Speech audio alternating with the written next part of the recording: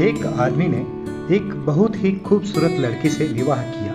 विवाह के बाद दोनों की जिंदगी बहुत प्यार से गुजर रही थी। वह उसे बहुत चाहता था और उसकी खूबसूरती की हमेशा तारीफ किया करता था।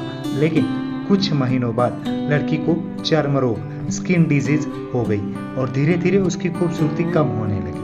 खुद को इस तरह देख उसके मन में डर समाने लगा कि वह बदसूरत हो गई है तो उसका पति उससे नफरत करने लगेगा और वह उसकी नफरत को बर्दाश्त नहीं कर पाएगी। इसी बीच एक दिन पति को किसी काम से शहर से बाहर जाना पड़ा।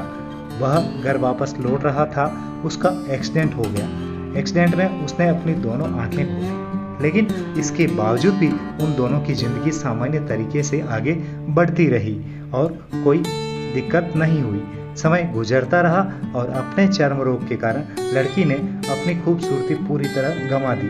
वह बदसूरत हो गई, लेकिन अंधे पति को इस बारे में कुछ भी पता नहीं था, इसलिए इसका खुशहाल परिवार चल रहा था।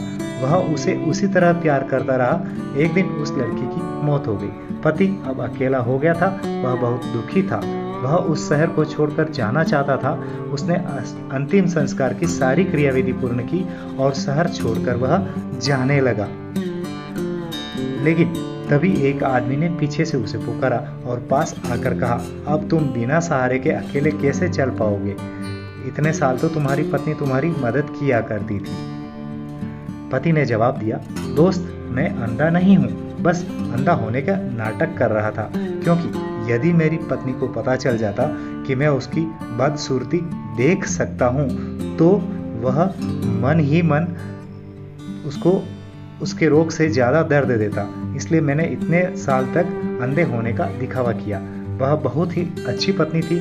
मैं उसे खुश रखना चाहता था और खुश रखने के लिए हम एक दूसरे की कमियों के प्रति आंखें बंद कर लेते थे और उन कमियों को नज़रअंदाज कर देना चाहिए। तभी हम जीवन में प्रसन्न और खुश रह सकते हैं।